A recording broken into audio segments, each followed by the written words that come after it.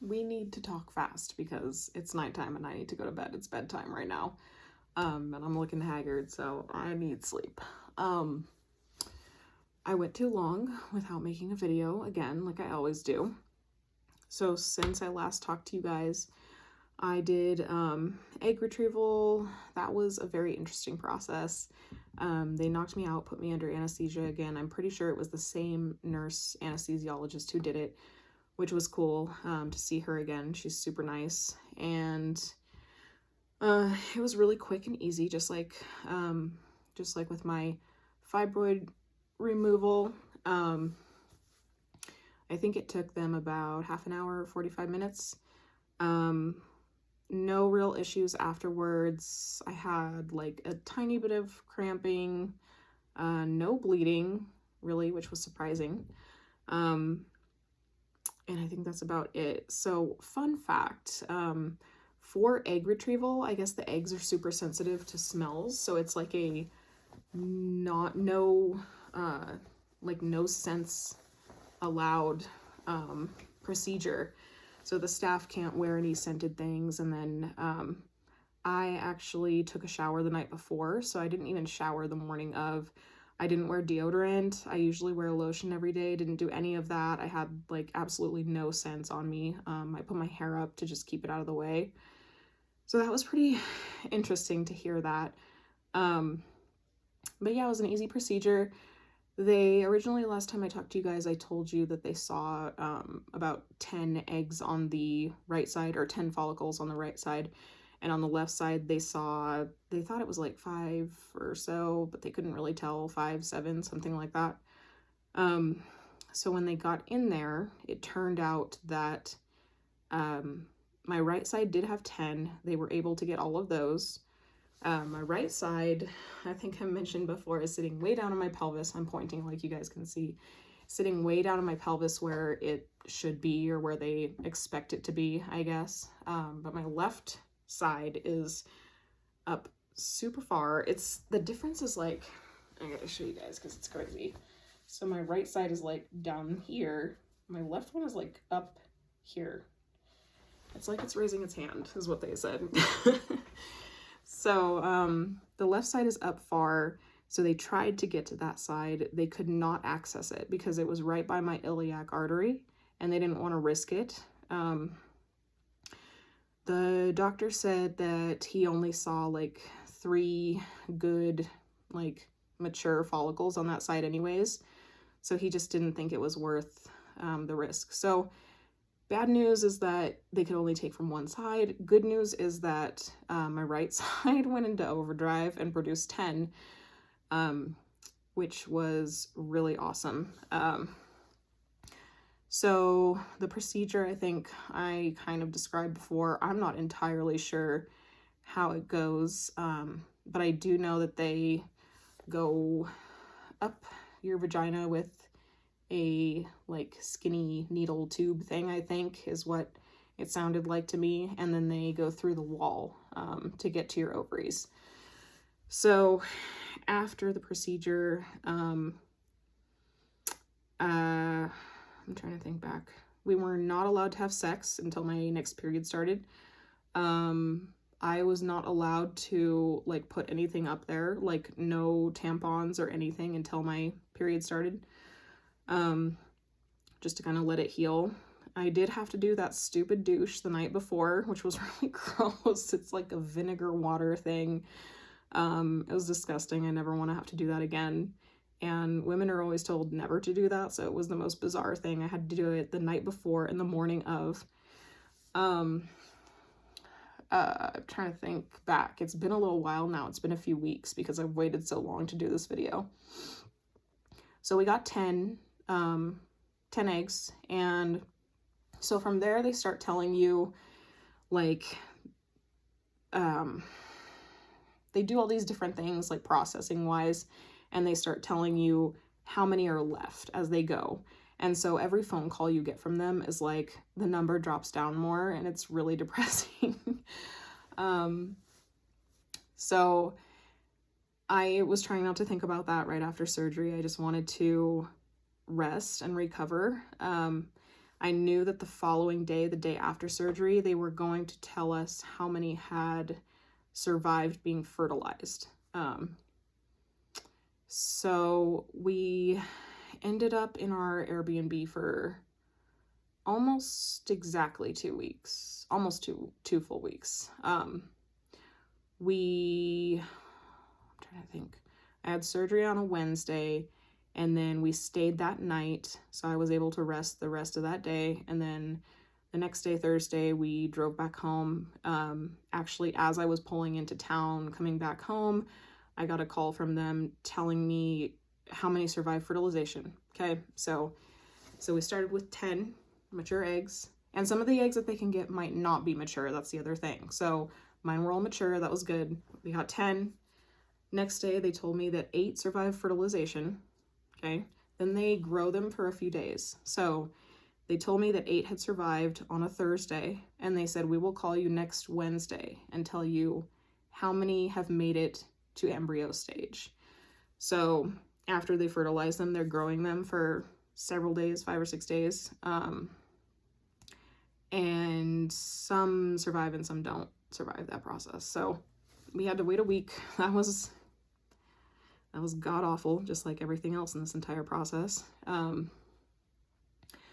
And then when they called the following week, they told me that we had 4 embryos that had survived growing to that stage.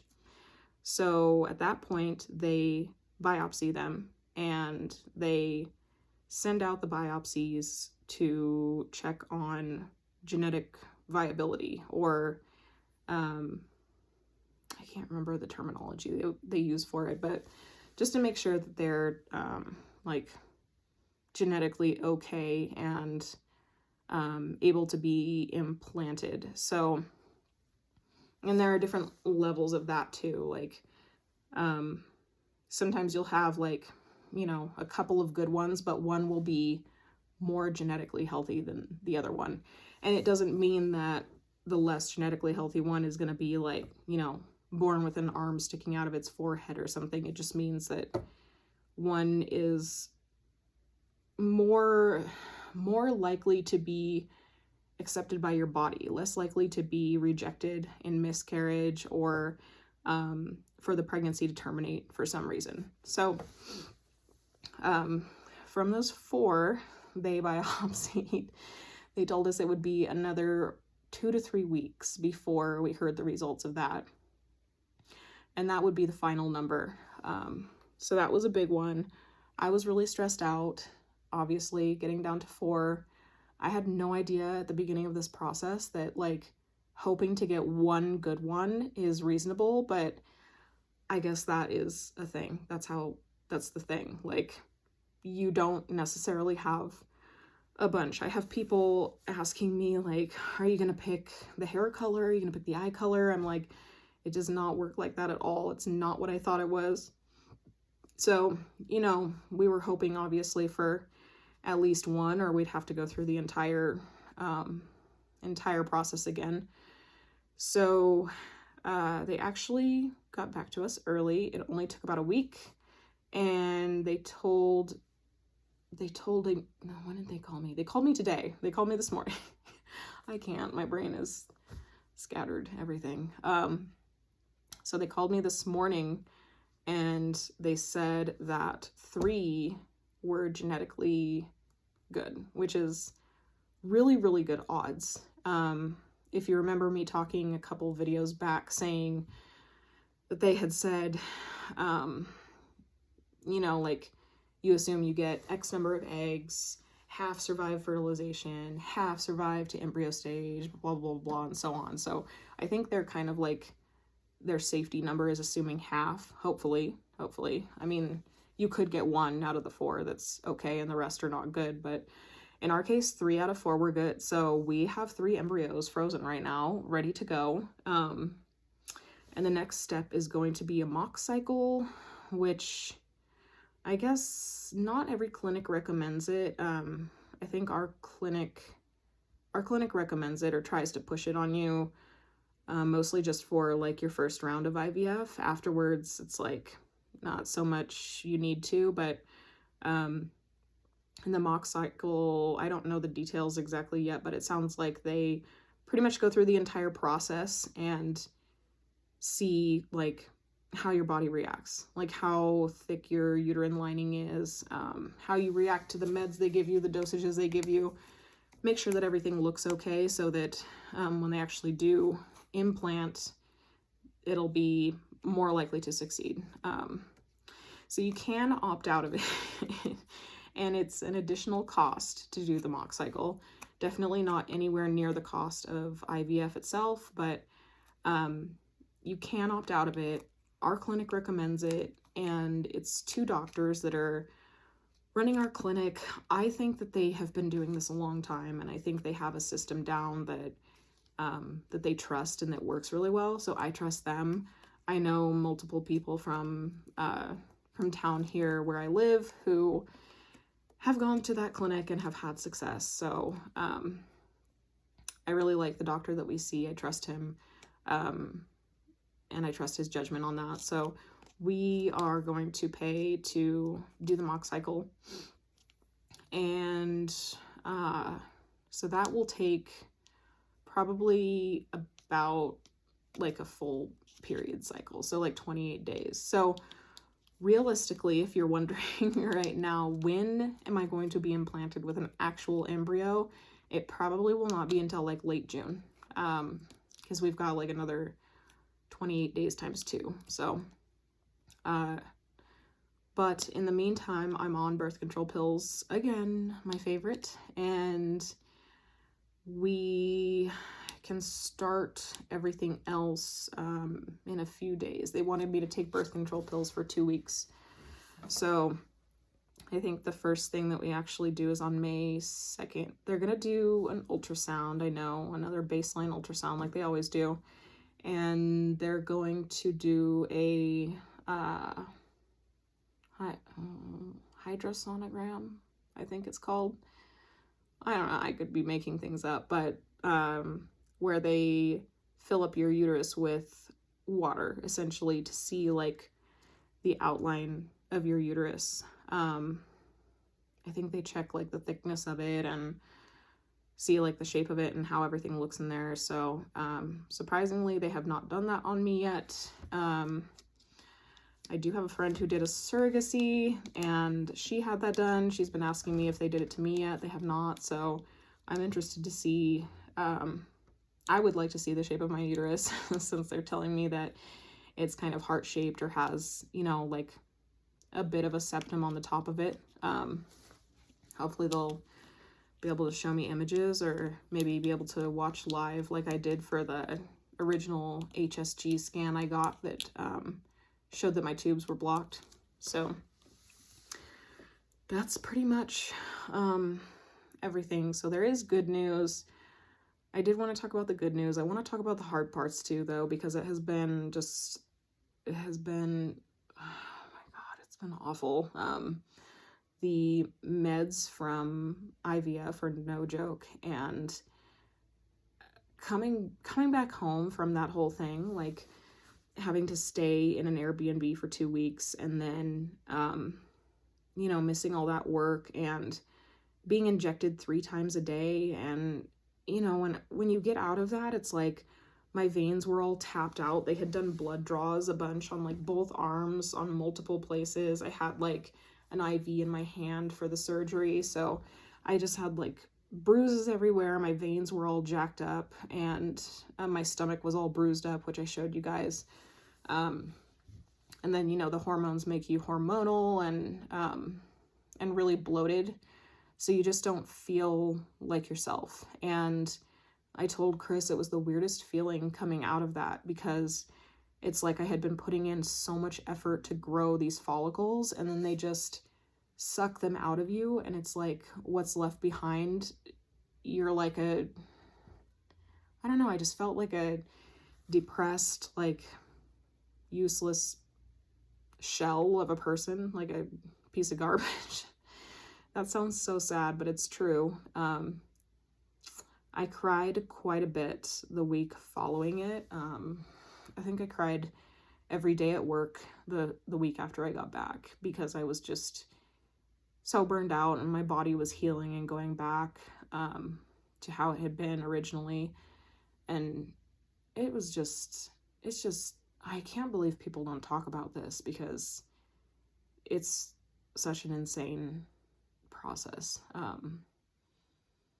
I have always heard people talk about it